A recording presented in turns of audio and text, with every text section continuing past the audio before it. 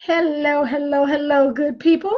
Hello, good people. I am Dr. Hollie Kelly, and this is Dr. Kelly's perspective for Thursday, November 8th, 2018. Okay, so I had some things go on offline yesterday after yesterday's perspective about expectations and leveling up, rising, having a higher standard for those around us. In essence, placing a 10, valuing people at a high level. Had some questions, so I just figured I'd come back with a part two, a very quick part two. And so, in essence, the question was, well, how does this look? Hello, Maxine. How does it look? That boy, Patrick. So, thank you for all who are joining me on both Periscope and Facebook Live. How does this raised expectations look? If you didn't catch yesterday's perspective, obviously you can go back. But in essence, I was just speaking about people will typically rise to the level of expectations we set for them. And so too many of us are operating at low levels, and then we look crazy and look all surprised when people don't step up or bring an A game, when people operate in mediocrity and just average. We look shocked. We really don't need to look shocked. Hey, Bridget. Hey, Miss Cindy. And I see you out there, sweetie. Okay, so here's where I'm going with that. When we have a level of expectation for the people in our lives, the relationships in our lives,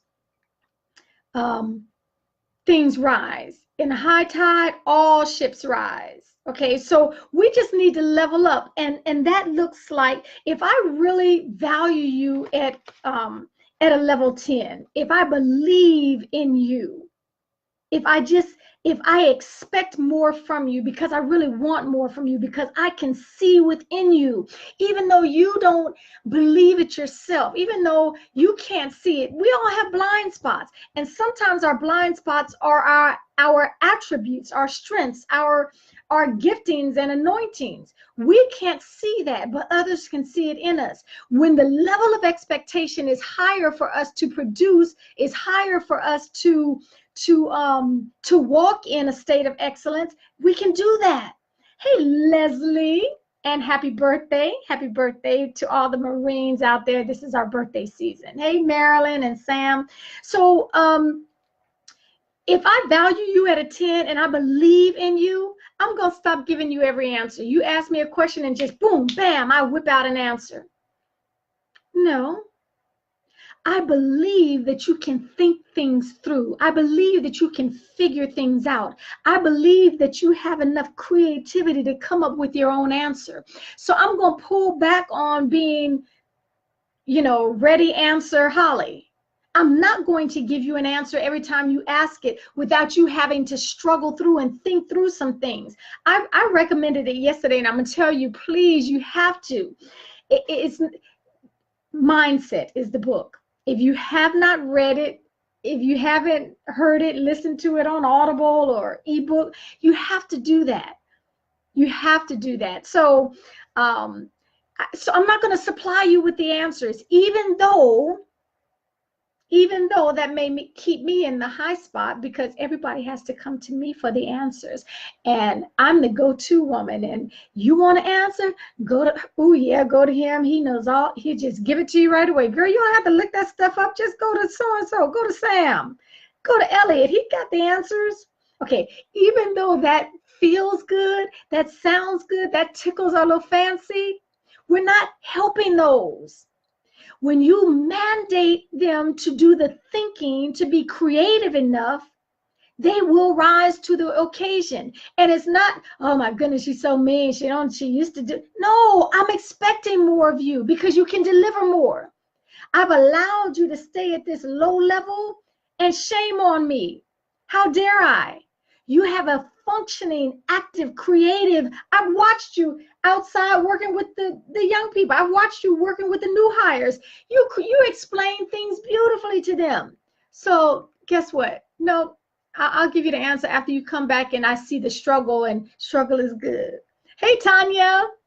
Okay, so I'm not going to be ready with the answers. And that works with our colleagues, that works with those our new hires, that absolutely works with our children. If we teach, if we work with young people, to be ready with the answer always says, oh no, they need my help. They don't know how to do this without me. And that's not true. They can. When you expect, when you demand more from them, they will rise to that level of expectation. Maria yesterday was online, and she gave me the biggest amen, because she's going through a class, right? Well, she's going to work, finishing her degree. Hip hip hooray for all these grown folks going back and doing degrees. Mwah. So she's working on her degree, and she had a teacher who was a hard nut to crack. I mean, very demanding, but this came after the fact a little, but she learned so much from him after the fact. She didn't get the A, but she felt good about her efforts because he demanded, this instructor, this professor demanded, and she stepped up to the plate. And so she's in her new class right now, and she's looking for a new challenge. I promise you, even though if the lip gets poked out, I promise you, afterwards, they will appreciate it. I value you enough not to give you the answer all the time. I will value enough to give you a challenging assignment. Challenging. Don't tell me anything about, oh my goodness, do you know how long this is going to take? Oh my, you want us to read what? Yes, because I know you can. I believe you can. I'm placing a 10. This is how, on a scale of 1 to 10, I value you at that level. So guess what? I'm not going to accept, oh my goodness, I was so tired, and do you know I had to work all day? I'm already aware of that. And yet the requirement is levied upon you, and it's not changing, because I expect you. I know that you'll be better off after you have gone through this and pushed yourself and sacrificed. Hey, Tanya, my baby sister, and Patricia. Yes, Maria, that's right. There you go. That's your amen and your congratulations on that course. Knock another one out. So I will tell you, if there's something to get done, I will tell you what has to get done. I'm not going to tell you how, because I believe you can figure the how out. And it may be a different version from what I would have done anyway. I'm very sure it's going to be different from the way I would do it. Just as good, just as effective, just as empowering, just as productive. It was different. And it would have never been accomplished like that had I just said, this is what I need done, and this is how I want you to get it done. No, I believe that you can do that. I believe that you have the strength. So guess what? When it gets a little hard, I'm not going to come rescue you right away, because I expect more from you. I will build more of your muscle every time I let the weight get heavier and heavier and heavier. And I'm not just talking about physical weight in the gym, though it's the same concept. And so our children, the young people we work with, hey, Cynthia, if we reach out and snatch them out of the fire every time, if we reach out to them and pull them out when the going gets tough, we snatch them away. Now you're the one driving 90 miles an hour and you get the ticket, and I'm gonna step in and pay the ticket for you? No, I don't think so, because I believe that you can. I believe that you're gonna figure out a way, and you're gonna learn from this. So we have just got to raise our level of expectations on everyone in our circle, because hopefully you're in a circle where someone is expecting more of you. Someone is saying, hey, level up. You didn't bring an A game. Don't come back in here with that raggedy work you just did. Unacceptable. Unacceptable. I expect more from you because I know you can do more. And we will rise. We will rise. High tides raises all ships. All ships rise with a high tide, meaning when we all come up, when any of us come up, we all can come up. We'll just pull that, showing what, but not yes. It does increase creativity. Absolutely. When you have either newborns in your family or you work with young people, I'm talking young people, those who are pre-readers.